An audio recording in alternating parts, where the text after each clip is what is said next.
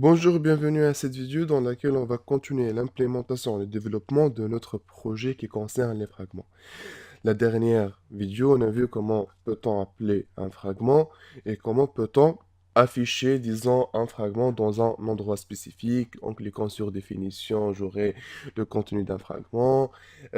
En cliquant sur cycle de vie, j'aurai la même chose, ainsi de suite. Donc, dans cette partie, la première chose qu'on va la voir, comment peut-on retourner d'un fragment à un autre lorsque je vais cliquer sur le bouton en back pressed. C'est-à-dire, maintenant, lorsque je vais cliquer sur ce bouton, je vais sortir carrément de l'application parce qu'elle contient une seule activité. Donc, pour ce faire, il suffit d'ajouter une méthode avant la partie commit, intitulée add to backstack.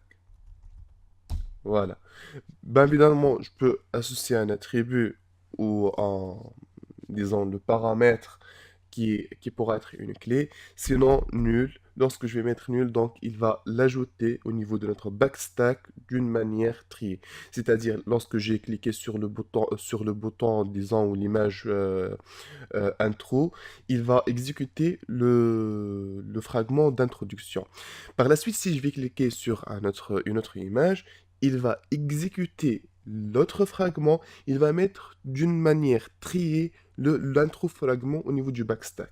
Donc nul, elle fera vraiment le besoin. Mais si on veut vraiment euh, changer l'ordre par défaut, c'est-à-dire je clique sur intro, il va m'afficher intro, par la suite je clique sur code, il va m'afficher code, et par la suite je clique sur, disons, lifecycle, il va m'afficher lifecycle, et finalement, lorsque je vais cliquer sur back, du lifecycle, je vais retourner au fragment intro directement. Donc je ne vais pas vraiment suivre la logique la logique des clics que je l'ai utilisé. Là, je dois manipuler ce paramètre. Sinon, nul, il fera l'objectif par rapport à la logique des clics et l'ordre de clics. Donc, voilà. Il me reste à exécuter une nouvelle fois pour voir le résultat. Donc, définition, lifecycle, code. Donc, j'ai retourné à cycle de vie et introduction. Donc, ça marche parfaitement. Je vais passer à une nouvelle partie maintenant concernant le fragment. Comment peut-on passer une information de l'activité à un fragment? Et bien là, il y a vraiment plusieurs méthodes.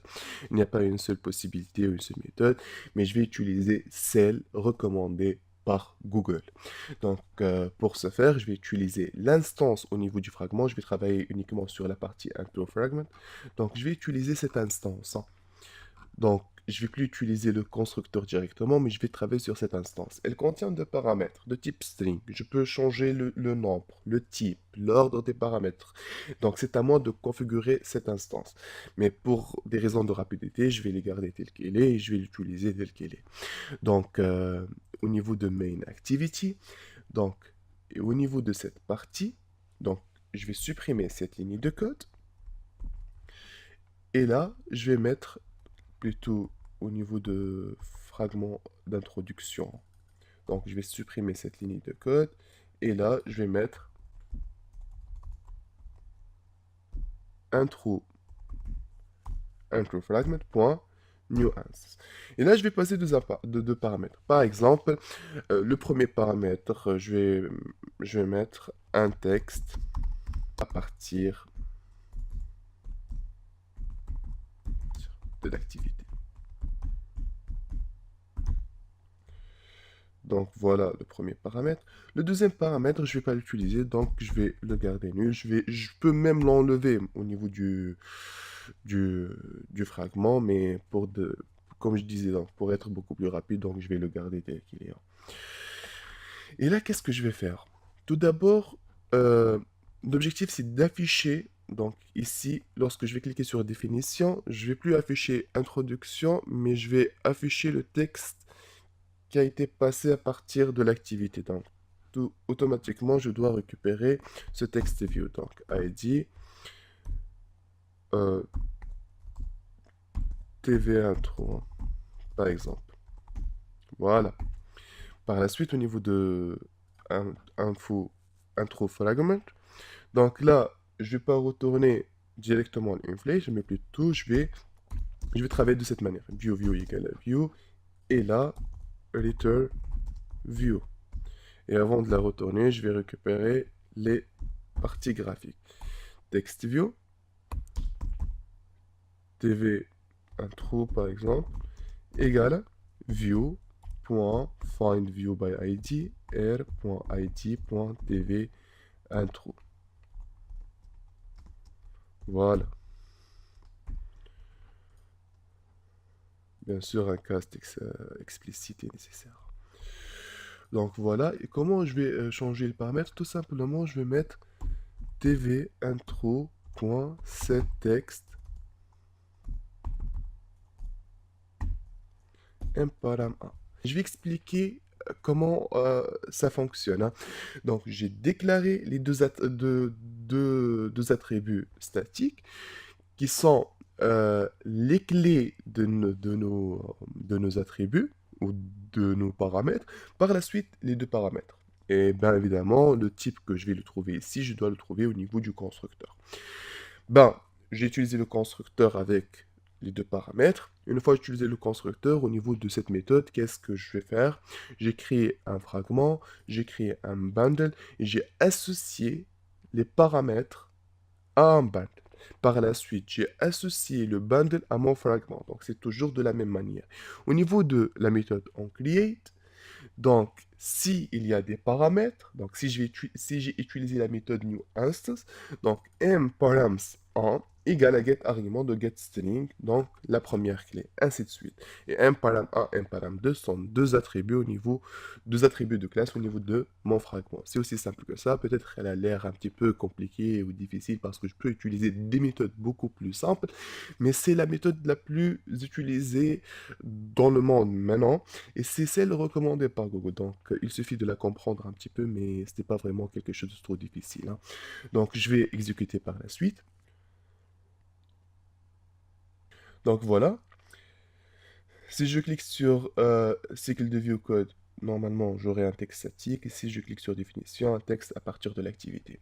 Donc, j'ai pu vraiment passer un texte. Je peux passer n'importe quel type, hein, même s'il s'agit d'un type, disons, personnalisé, donc une classe que vous l'avez créée. Vous pouvez la passer en paramètres. Bien sûr, elle doit implémenter l'interface sérialisable. On verra ça par la suite dans d'autres vidéos.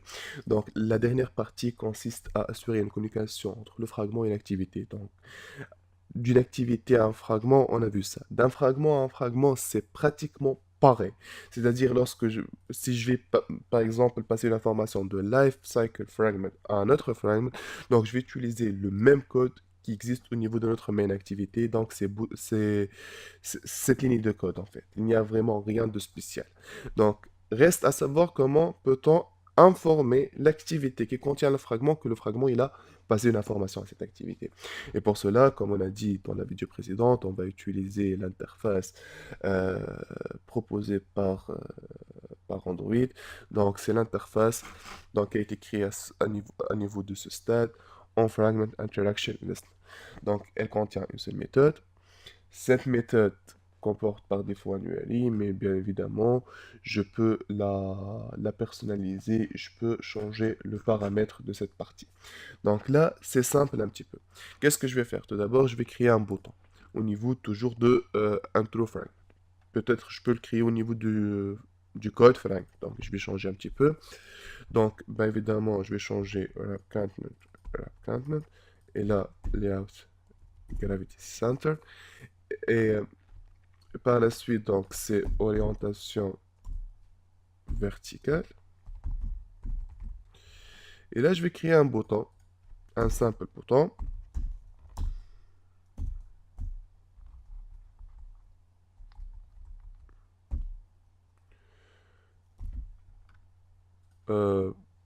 Ben évidemment, il doit avoir un ID,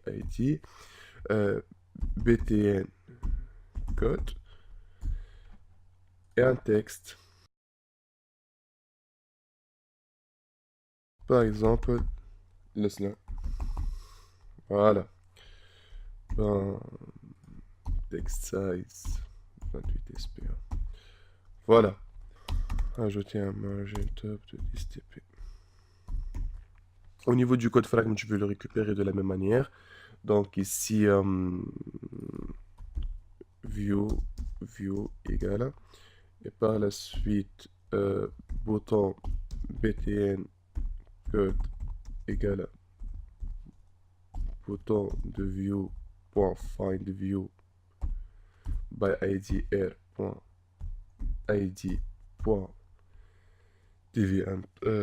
btn plutôt code et return view.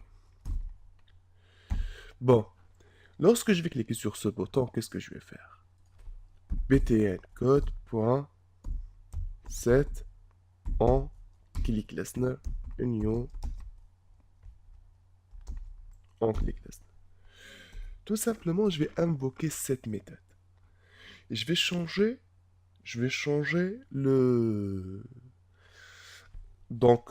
les paramètres. Je vais mettre par exemple string message. Donc je peux faire ça, il n'y a aucun problème. Bah, évidemment, je dois changer ça. Donc message et string message. Voilà. Donc au niveau de notre fragment, lorsque je vais invoquer la méthode, donc je vais associer le texte relatif. Donc c'est-à-dire là, tout simplement, je vais appeler la méthode en button pressed. Et là, par exemple, from code fragment. Par exemple, je dis n'importe quoi. Donc c'est aussi simple que ça. Au niveau de mon main activité, bah, évidemment, il y a une nouvelle méthode que je dois l'implémenter parce qu'il ne s'agit pas de la méthode identique à intro fragment et life cycle fragment, hein.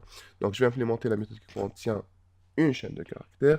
Au niveau de cette méthode, bien évidemment, je dois implémenter le code. Donc cette méthode, elle sera déclenchée automatiquement lorsqu'il y a une interaction. Donc c'est un travail assuré par Android, toast.makeText, disons this, et message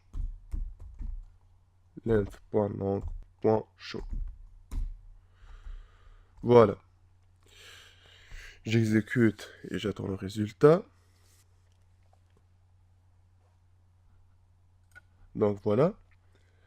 Donc définition, un texte à partir de l'activité. Lifecycle, il n'y a rien de spécial. Au niveau du code, j'ai ajouté un bouton. Lorsque je clique sur ce bouton, from code frag. Donc voilà tout ce qui concerne les fragments. Merci beaucoup pour votre attention.